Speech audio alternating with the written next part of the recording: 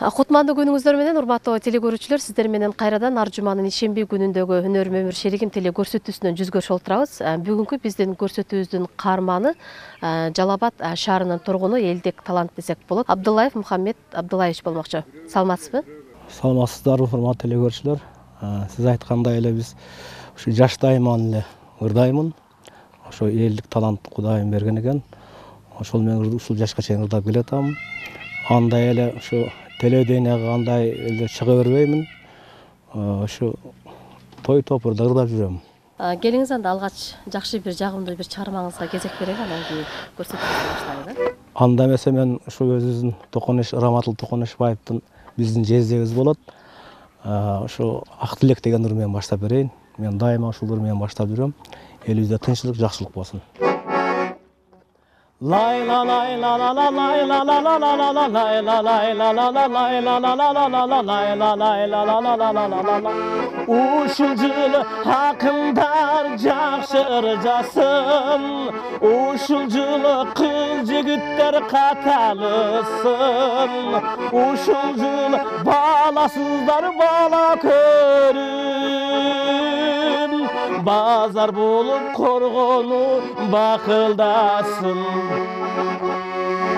Har kimdin kılgan işi işke hasın, atenene sığlavastı kargışırsın. Kar cangdagan karılık eşik kakpayım, kılımdarda caycılıp tura tursun. Har kimdin oyluğunu oygu asın, arar kim ay turmuşunan bakı tapsın. On toğun orulular uşul canım, sakayışıp aramızda bakıldasın.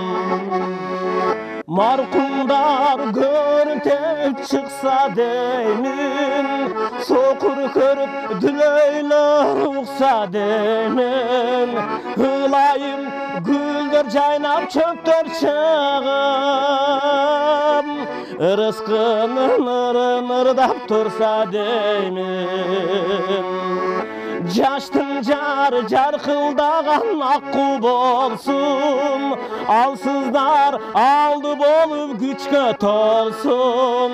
Bıyılkı togülünün balına okşap, Kırgız elinin jaşosu tatlı bolsun, dün elinin jaşosu ay tatlı bolsun. Laymile Kırgız elimde tınçtık bolsun. Рахмат. Эң жакшы чыгарма.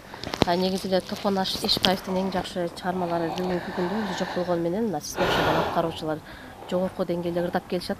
Анан жогоруда айттыңыз да, биздин жездебиз болот депчи.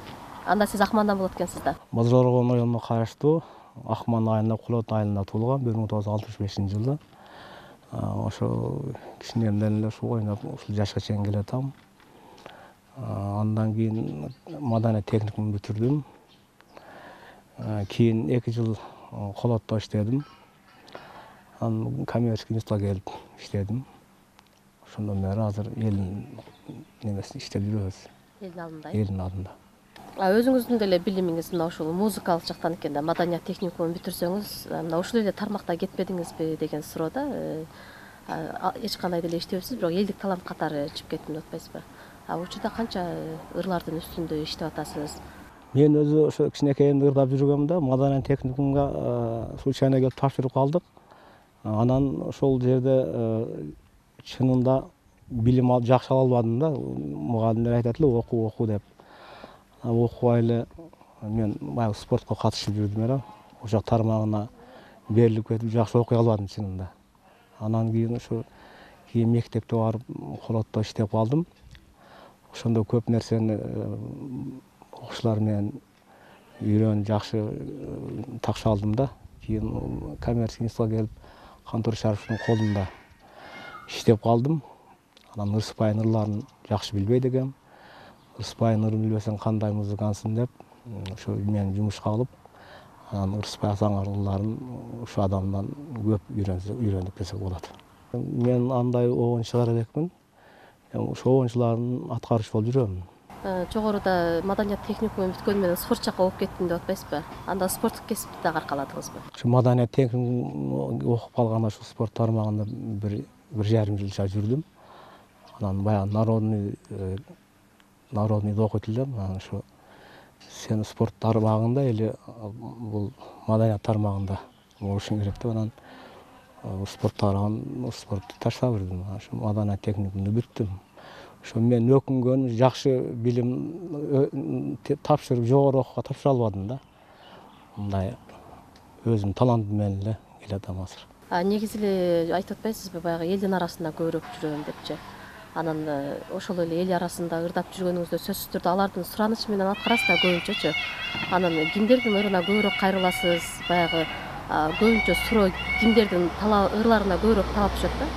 Мен өзү эски ырларга басым кылам. Ырыспай Абдыкадыров, Токон Эшбаев, эски оончуларга. Ошолордун ырын ырдап жүрөм. Кандай деңгээлде аткарам, аны эл билет. Ошо эски ырларды ырдап жүрөм да. Азыркы негизи эле жаңы чыгып аткан ырчылардын ырларына сиздердин мындай ой пикириңиздер кандай? Мен эски ырларды тез жаттайм да. Жаңылардан дагы элдин арасында жүргөндө суроо тарап болот. Алардан дагы жаңылардан жаттап коебуз.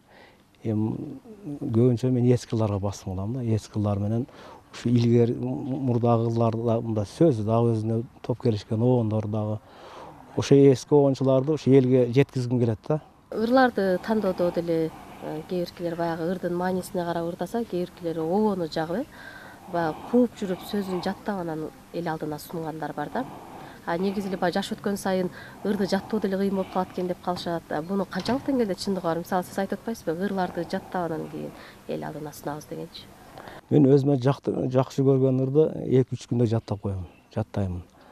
Ошол тез кабыл алам да. Андан өзүмө тексти жакпай не болсо анда эсимден чыгып кетет. Жакшы ырлар ушул күнгө чейин деле 30-40 жылдан бери келе атат эсимде текст менен. Ал эми жаңы чыгып аткан ырларга көз карашыңыз кандай? Жакшы эле, азыр заман болуп да кандай ошо эл кантип сураса ошону ырдап беребиз да. Аракет кылабыз жаңы ырларды да ырдашка. Анда көбүрөөк сиздин ырларыңызды бүгүнкү көрүүчүлөргө көбүрөөк тартуулайлы. Кимдин ырын дагы бир аткарып бересиз, жакшы бир чыгармага кезек берели. Анда эмесе мен Ырыспай Абдыкадыровдун Кымбатым деген ырын ырдап берейин.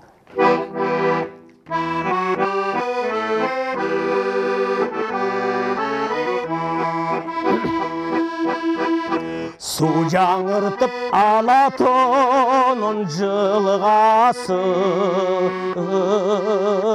талатың шап торгойлордун ырдашын.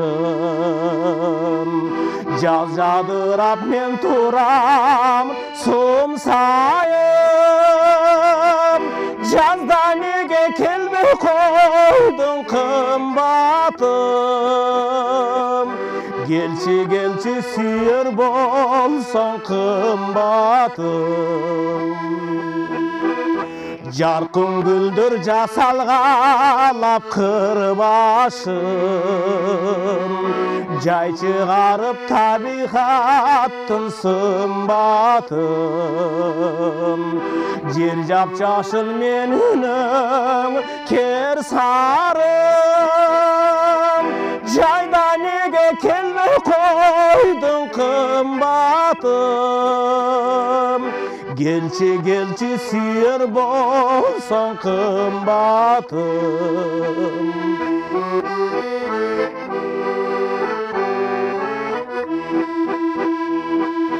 Darak tağıp türkünmeme sırgasın.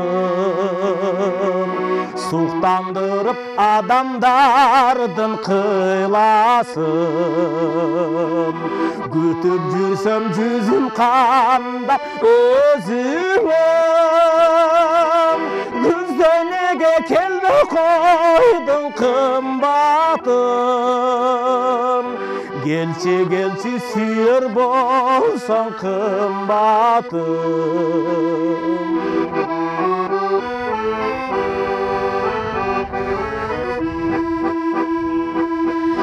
İki jirök birin bir tыңдасын, ezilişip elcireşip jırgasın. Keremet бар sende jaydı kışkılar, gelçi kışında da kımbatım. Gelçi süyer bolsam kımbatım. Jaz jadırat men turam sumsayım. Жазда неге келмей қойдың қымбатым? Келші сүйер болсаң қымбатым.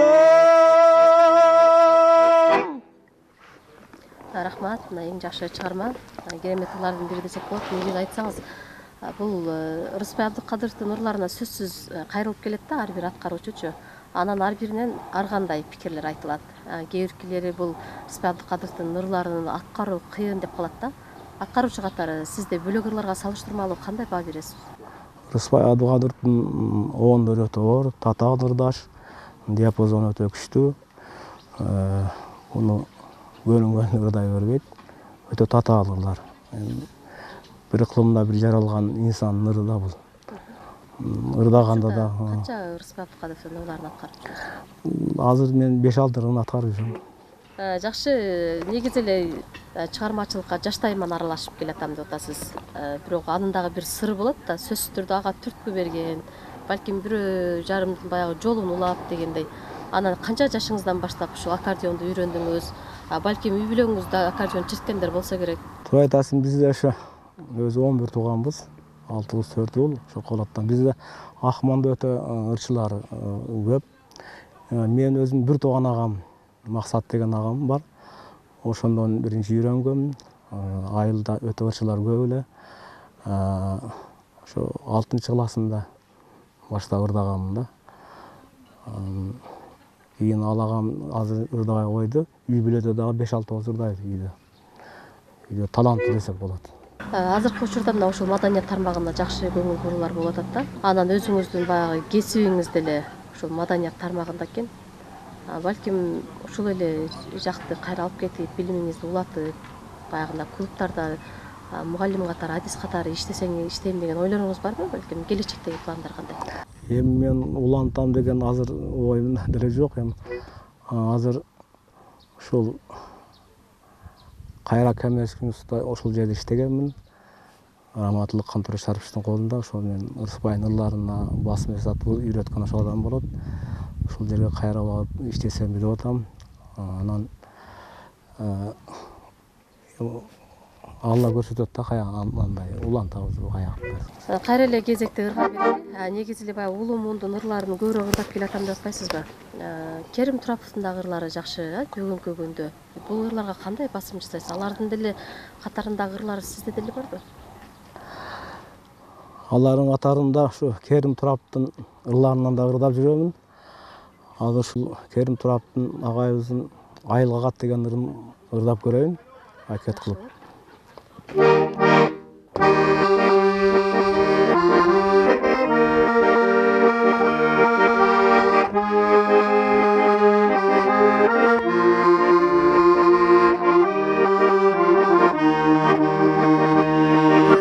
Eski tam en Turap kıştağında ne vakta esi joktu buz bağılan tübir tuğan kılıp men silerge tübölük tizmeŋerden sızbağılan tübir tuğan kılıp men silerge tübölük tizmeŋerden sızbağılan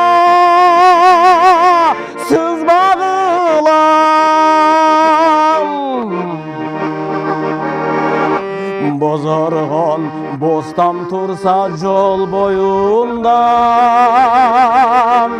borduş biri vardı hoyloğulan Atenem ak dilekten salgan elim, arbağın unut kılıp koy boğulam. Atenem ak dilekten salgan elim, arbağın unut kılıp koy boğulam, koy boğulam.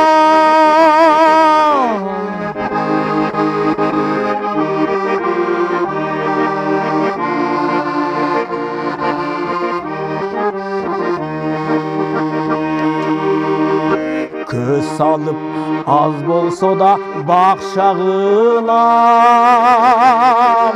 yerimdi halakanday saktağılam. Tağdırga aylagança barbay kalısam, tizmene baldarımdı kattağılam. Tağdırga aylagança barbay kalısam, tizmene baldarımdı kattağılam, kattağılam.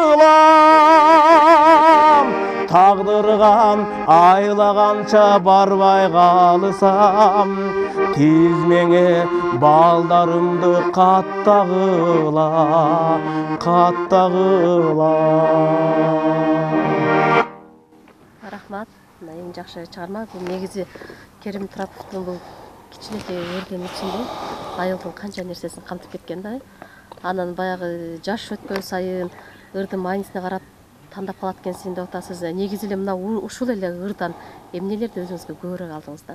Ырдын маанисине. Бул ырдын маанисинен ушул азыр кайсы жерде болбосун жаштарга барып урласаң дагы өтө таасир этет бардыгына. Көп сурашат ушул ырды. Азыр биздин дагы миллиондон ашык кыргыз эли сыртта жүрөт. Ошолорго арналган дагы туурабы? Бул өтө жакшы чыккан. Ырдап жүрөбүз. Атененин кадырын, алыста жүргөнүн баарын билгизет да. Сиздин деле баягы аткарууларыңызда ушул айылыңызга арнаган ырлардан деле барбы катарында? Ар бир оюнчулардын өзүнүн айылына арнаган ырлары бар. Мен деле өзүм ушу Токон Ишбаевдин Акман деген ырдап жүрөмүн. Акмандык деп ушул Акманды таанытканда ошол ыр болот. Жогоруда көбүнчө эле ырларды баягы улундун муундун ырлары деп атасыз. Анан көбүнчө элдин суранышы менен да ырдап калам деп атасыз. Анан жаймыз ырлар да көбүнчө элечи. Анан сиз эми той топурга чыгып жүргөндөн кийин баягы шаңдуу ырлар сиздин ырларыңыздын катарында барбы? Менин катарымда шаңдуу ырлар азыраак. Баягы өтө муундуу ырларга басым кылам мен. Азыр ушу Майрамбек Осмонов Сезим деген ырдап берейин. Көп элдер суранат ошол ырды. Ушул ырды аткарып коеюн.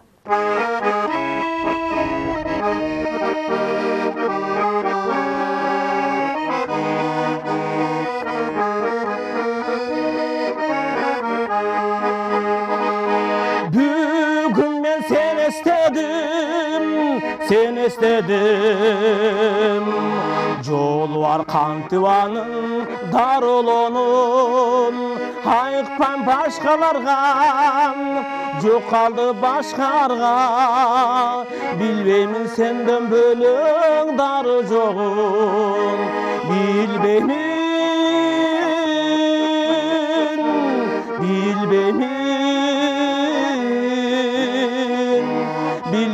senden bölük darı joğun.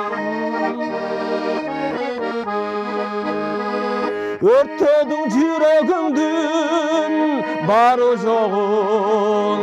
Yol var Kantıvanın darılonun, ayıkpan başkalarga, yok kaldı başkarga, bilbeymin senden bölük darı joğun. Bilbeymin